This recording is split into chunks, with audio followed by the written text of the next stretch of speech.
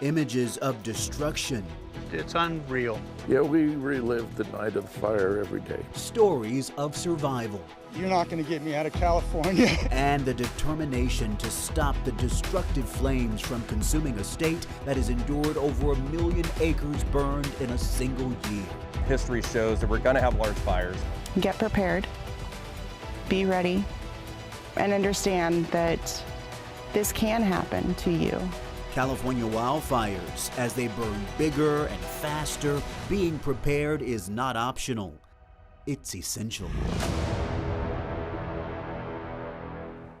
Hello everyone, I'm Chris Thomas. Peak fire season is here, but keep in mind wildfires are not just a summer threat. The danger is now year-round. As a matter of fact, some of California's most destructive wildfires have started in the fall and even in the dead of winter. For example, the Tubbs fire hit Napa and Sonoma County in October 2017. 22 people died in the fire. It burned more than 36,000 acres and destroyed 5,600 structures. A year later, the Camp Fire in Butte County killed 85 people in November. More than 18,000 structures were destroyed, mostly in the small town of Paradise. And in January 2025, 30 people died in 2 massive wildfires that burned more than 37,000 acres and destroyed 16,000 structures in LA County. Wildfires can start anywhere at any time, and you may only have minutes to respond. That's why we're dedicating the next half hour to helping you prepare, from protecting your home to understanding what fire agencies are doing to reduce the danger. We have critical information to keep you and your family safe.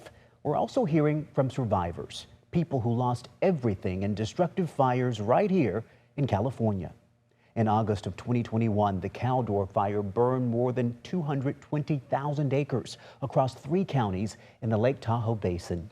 It destroyed more than 1,000 structures. One of the hardest hit areas was the town of Grizzly Flats. It's just south of Pollock Pines. Now, almost 4 years later, we're talking to a survivor who lost everything. ABC 10's Laura Painter has the story.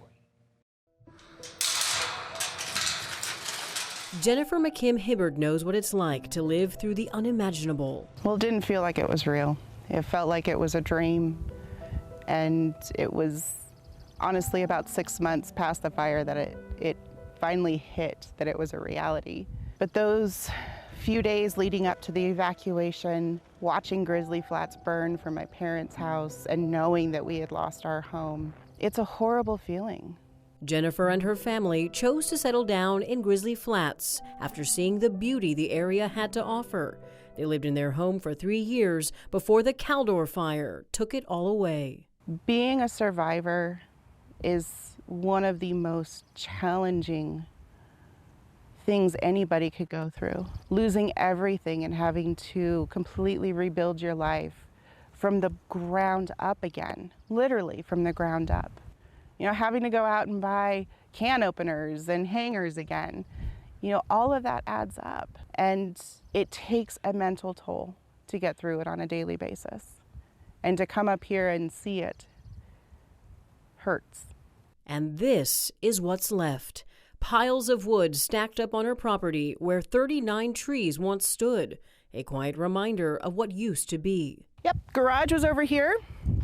Lots of parties. Lots of family gatherings were in that garage. And even though the house is in here, those memories, you can't take those away.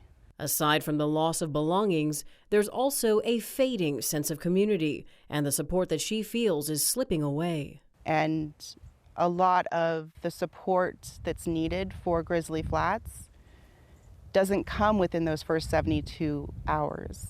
It doesn't come within the first 3 months of the fire. It comes 3, 6, 10 years after the fire. That's where we really need the support. This is when we really need people to remember us, because we deserve to go home. We deserve to call Grizzly home again. Her property may be gone, but she walked away with lessons she hopes can help others. Get prepared, be ready, and understand that this can happen to you. I think a lot of us have that mentality of, oh, it won't ever happen to me. Well, it can, and it does, and it will. And even though Jennifer says they don't plan to rebuild in Grizzly Flats, she finds a symbol among the ashes that gives her hope for better days ahead. I officially have something from the fire. I pulled something off my property. Yeah, I think this is a good sign. Was asking for a miracle and for some luck. I almost stepped on it. My goodness, and we know she's not alone. Sadly, 4 years after the Caldor fire, families are still struggling. Jennifer has a nonprofit aimed at helping people prepare and recover from wildfires. It's called the West Slope Foundation. It was started in September of 2021 following the Caldor fire. The website is right there on your screen if you need help or if you'd like to donate. Okay, I'm here with Adam Eastus from the American Red Cross, who's showing us how we can take action now to prepare and protect yourself, your loved ones, and your home. And the very first thing we always hear about is that GoKit, Adam. That's right. What do we need? I mean, you were able to pack all of this into a backpack. That's right. And this is even a big one at that. But what you want to think of is about 5 to 7 days, and you want to think of 3 main buckets. You want to think connectivity, things to connect you to the world, think clothing, and things to consume, right? Let's start with the consume bucket. You want food. You want snacks for you, your kids. You want water. Think a gallon of water per person per day, Chris. It sounds like a lot, but it is a lot. So pack that in your car. Keep that handy if you need it. Okay. That second bucket, connectivity, right? Keep those battery chargers. Keep those cords. We all have the phone. Don't forget the phone. We would get lost without them. Really important thing when you evacuate on the connectivity bucket, life documents, insurance policies, your passport, some current piece of mail with your current address. These things will all mitigate potential delays down the line. So pack those documents. This is something you can do right now, right? And then just assorted things that you might need throughout the week, right? You need a notebook. You're going to get a lot of information coming your way. You know, have it write down. Spare glasses, spare batteries, think medications, think seniors, think all the little implements that you might need. That third bucket, obviously, clothes. Think a long weekend. Don't think formal wear, right? I've got some slippers and a vest, right? Just be casual, enough to be comfortable for a couple days. I've heard a lot of people talk about people, paper, and pets. Yep, you read my mind, Chris. Planning, right? You read my mind. I was going to talk about pets.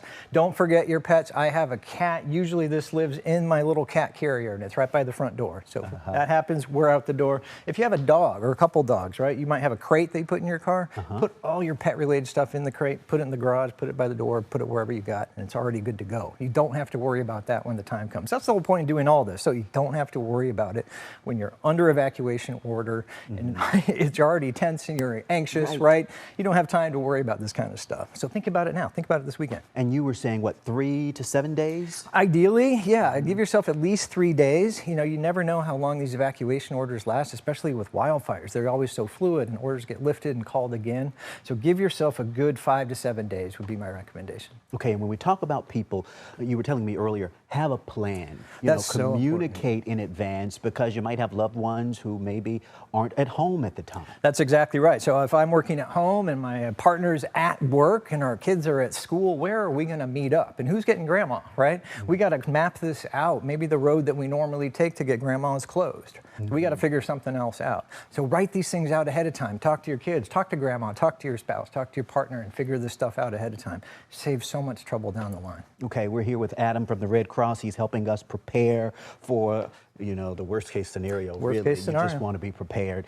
You also talking about have common sense, right? Be aware of your surroundings and always follow local orders. That's always heed evacuation orders, no doubt. Hopefully you get a little bit of a warning, but maintain that situational awareness. Watch the news, follow authorities on social media. Maybe that's CAL FIRE, maybe that's Placer County Sheriff, right? It's all the people that would have that information. There's no dearth of information during a wildfire. It's just getting your hands on it. You don't want a sheriff coming to your door and saying, get out. You should have some notice before that.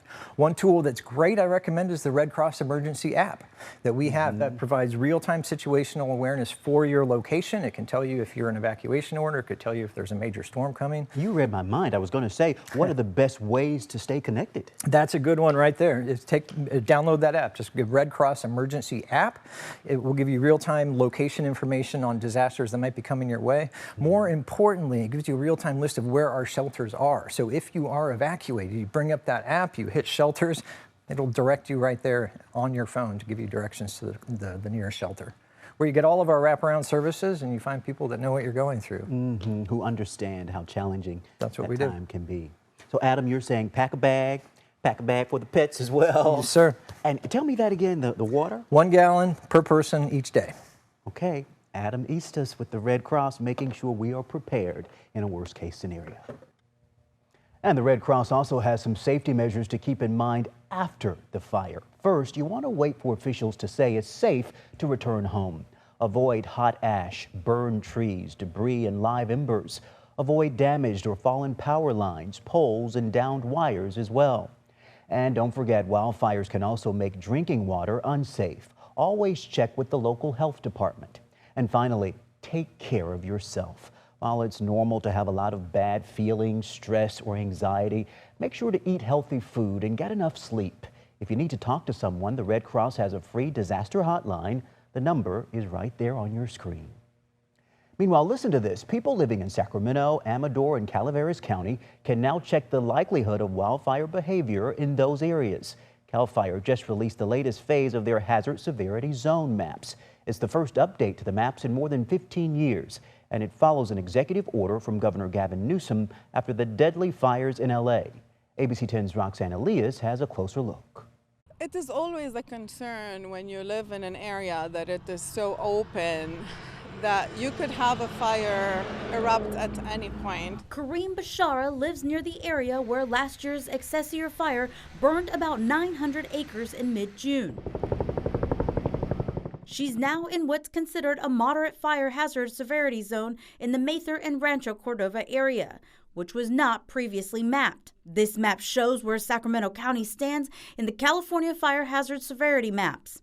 These maps are so important because we're seeing more areas get listed in a level of fire hazard. Now, we've been seeing fires happen across our state in all corners of the state, in some areas that weren't previously predicted to see wildfires. Chief Daniel Berlant is the California State Fire Marshal. He says the maps are an accumulation of firefighter experience and the work being done by their team of fire scientists. And for the first time, people will be able to see 3 levels of hazard versus just the very high areas. It now includes moderate, high, and very high. Berlant calls the maps critical in building more wildfire resilient communities. They're meant to connect certain wildfire mitigations, like how wide we make the roads, the level of water supply available to fight a fire, green belts and other fuel reduction to hold back a wildfire, but also for the building code. How we construct these new homes, we build them to a higher standard in wildfire-prone areas. He says homeowners should be taking the steps to harden their homes. In order to protect your home, you have to keep a certain area around the house fully watered. So we do keep our lawn green all summer long. And if you want to, do more, actually by law, you have to keep a defensible space between the road and your property. Homeowners, she understands home insurance can be expensive and hard to find, but she says every homeowner should be doing what they can. The state fire marshal says they're now seeing more cities in Sacramento County in the moderate or high level. And he says places like Rancho Cordova and Folsom were not previously mapped. For firefighters, extreme heat causes serious concerns about fire danger. High winds and heat can lead to dry grass that often burns fast. They've already responded to early season grass fires, and so they urge homeowners to prepare their properties. And if you're not certain about where to start, take a page from a property owner who has cleared defensible space around his home, cutting low grass and removing debris away from the home. And they don't wear uniforms, but goats are also on the front lines of wildfire prevention, clearing tall grass in hard-to-reach places, one bite at a time. Without them, we wouldn't be able to knock down those fire fuels nearly as effectively or as efficiently as we do. The goats can work a lot faster than our manned crews can, and they can cover a lot more area. The grazing program just got new funding, allowing more of the goats to fan out across the area. We know weather plays a big part in how wildfires start and spread. Meteorologist Brendan Minsheff has a closer look at the science behind the flames and how to prevent them from starting.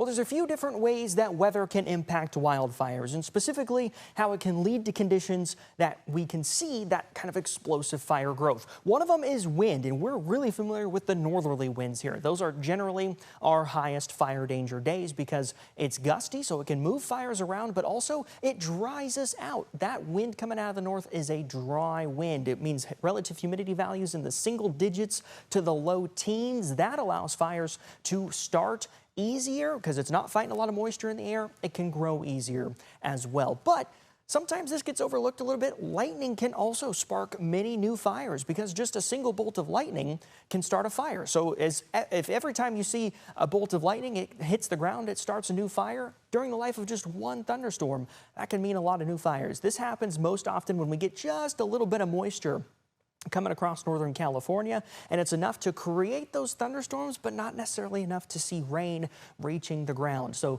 these can be particularly dangerous, especially during the late summer when we start to see that monsoon move in. But let's talk about winds. And our typical setup is high pressure off the coast to low pressure through the Great Basin. This creates a setup where we get wind right down through the valley. And again, these northerly winds happen fairly often during the summer. These are dry and warm winds, really sends humidity crashing, and it really elevates our fire danger. But there is another setup, and this one is somewhat more often during, somewhat more common during the wintertime. High pressure over the Great Basin leads to kind of these direct offshore winds. Instead of coming down the valley, they're coming out of the east, down the Sierra, and out through the coast. These winds here in Northern California are often called the Diablo winds. In Southern California, they're better known as the Santa Ana winds. These winds are likewise warm and dry. They accelerate through the valleys and the foothills and can lead to explosive fire growth. Now, the Santa Ana winds, which we're really familiar with, we hear a lot about, these are actually most common during the winter time when we average 4 to 5 events per month between November and March. Now, when we have these fire danger setups, whether it's wind or lightning, whatever it may be, there's different alerts that we see. The Fire Weather Watch is issued several days in advance of fire weather conditions so that you know to watch the forecast. Red flag warning is issued when fire weather conditions are imminent or occurring, and when we get a very dangerous setup like we had in Southern California earlier this year, we can get a particularly dangerous situation, red flag warning. In June of 2024, the Corell Fire started near Tracy. By the end of the 6-day fire, 1 home was destroyed and 2 firefighters were hurt. But it could have been much worse. 1 year later, officials recognized the first responders who prevented the worst-case scenario. ABC 10's Gabriel Porras spoke with them. It was a windy Saturday on the first day of June, just miles west of South San Joaquin County Fire Station 95.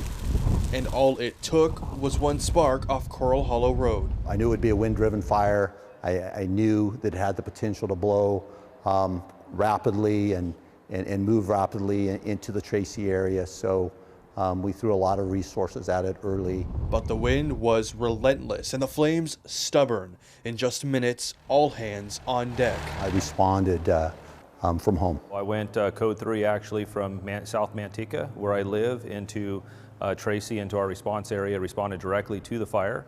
And when I arrived, the fire was still advancing rather quickly through the 580 corridor. We had a tour bus that had high centered on the median of 580 with loaded full of passengers. They all had to exit, on foot. It was a pretty chaotic scene.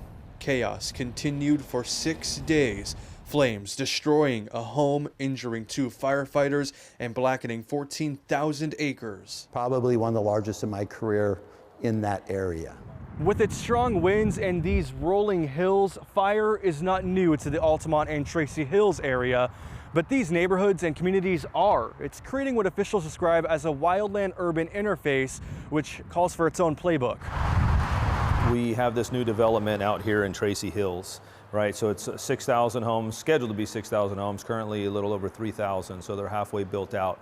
They're new to this wildfire threat. We've never had a wildland-urban interface issue within our own jurisdiction up until this point. We've worked with the developer closely, and I think we've done a good job. These homes are built with new construction standards. None of the new homes burnt, but there's still room to improve. We are mitigating that and assisting in being better in our efforts by collaborative partnerships with county OES and the Sheriff's Department, CHP, to get early notifications out to the homeowners in the area. You know, anytime we have injuries on a fire, that really stays with us. A close call close by their own fire station, now serving as a reminder on those windy days. In Tracy, Gabriel Porras, ABC 10. Fighting fire with fire, how local crews are joining forces with CAL FIRE to try and keep people safe this fire season. Firefighters are trying to be proactive. I met up with Sacramento Metro firefighters who are starting fires as a way to reduce fire danger.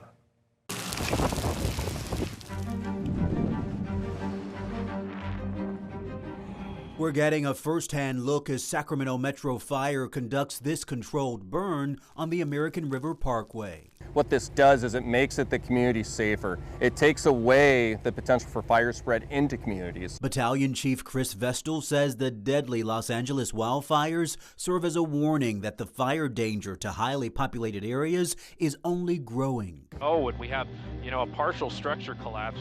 You can't believe that it's all gone. Talk to me about how concerned you are about urban wildland fires. Well, they're a big concern. We have so many homes. We're building more homes in the wildland-urban interface. That's not just in the forest and in the foothills, that's actually down here in Sacramento. That's why Sac Metro Fire teamed up with Sacramento County Regional Parks, CAL FIRE, as well as El Dorado County Fire for this controlled burn, covering more than 60 acres. We know the reality of it is, and history shows that we're going to have large fires. We're unfortunately likely to have property damage, property destruction, and of course with that comes injuries. But the other part of that is just the impacts on the communities every single year where people have to be forced out of their homes. If they're lucky, their homes survive. Crews tell me they know this type of vegetation management, fighting fire with fire, can cause concerns for folks here in the community. But they say this is not only tackling fuels that could cause danger down the line, it's also a valuable training opportunity. We can talk about it all we want, we can put on all of our gear and run through a field with our hoses, but it's not the same as when we're actually sitting here, kind of like we are now, breathing smoke, having that impact our eyes and occlude our vision, making our eyes water. It's hard to breathe, it's hard to think and concentrate. So getting that real world opportunity is just so valuable that we don't get otherwise unless we get opportunities like this. And while this at least 5-hour undertaking serves as preparation for crews this fire season, Chief Vestal wants homeowners to prepare as well. Fires are typically human caused. It's very rare for a fire to just sporadically occur in most of our populated areas where homes are affected and impacted. If there's one lesson from the LA wildfires, the battalion chief says it's that the areas at risk of devastating fires are only expanding. Really all of Northern California where we respond to has that potential. So what we want to remind people is to be smart. Don't use illegal fireworks. If you're going to do yard work on a hot day, even if it's not a red flag day, just reconsider that. Think about that as you walk around your home. Can you reduce your own fire hazard? Take that upon yourself because we can't be everywhere every single time a fire starts. Artificial intelligence is now a big part of everyday life. It's also giving CAL FIRE a new way to help fight wildfires. More than 1,000 high-definition cameras have been placed across the state. They're designed by CAL FIRE and UC San Diego Alert Wildfire to not only detect smoke and alert first responders, but to also determine how big of a threat the fire could be. Once smoke is detected, CAL FIRE sends a drone to see how many resources are needed. They can even start backfires. Start a backfire in which when the main fire then gets to that line, there's no more fuel left. Historically, we go out there and we have troops that are actually walking the line and putting fire on the ground, creating that buffer. With this, we can do it far more efficiently and far more accurately. The AI program is being used in Cal Fire's Nevada, Yuba, and Placer unit. The drones will be able to fly when helicopters can't, and they also respond to small fires in the community when other resources are attending to bigger fires. When it comes to protecting your home, making defensible space around the property can make a big difference. And now there's a special kind of building material that's being used to make homes fire resistant. ABC 10's Jeannie Nguyen has more on that material and how the homes are being built. This may look like just another neighborhood, but this home is not like the rest. Now, seeing what's happening here, we have basically a revolutionary change. Here in Calaveras County and nearby Amador County, residents are used to being on guard for potential wildfires. The Butte fire was decimating to this entire area. You know, some 500 people lost their homes here during the Butte fire, all up and through Calaveras County. But instead of hoping for the least amount of destruction, Bill Sost says he partnered with a Canadian company to build a home they're confident to call fire resistant. We have a fire resistant material. Fireproof? Who's to say? But definitely fire resistant is the big key to this equation. And we know that if we're building homes that are engineered right from the start to be fire resistant, we have a better chance of surviving a horrible situation of a wildfire. That material makes up this home here in Angels Camp. Doug Brown says the material is sourced from Canada. Magnesium is a critical mineral. You know, we take it as a supplement. It supplies higher value industries like steel, refractory bricks.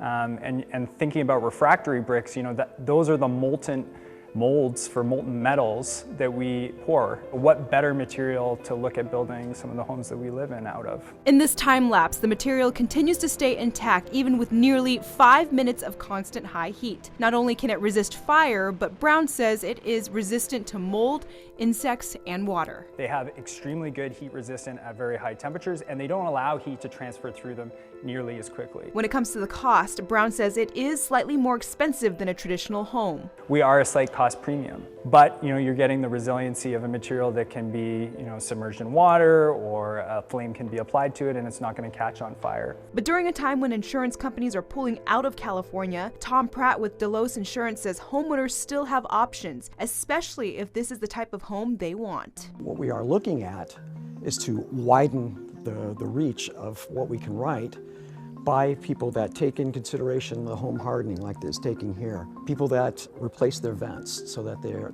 you know, smaller so the embers can't fly in. Because homes like this are so new, Pratt says he can't yet predict what premiums would look like for homeowners. We have to gain the experience and see, and then hopefully we can get and provide discounts to people.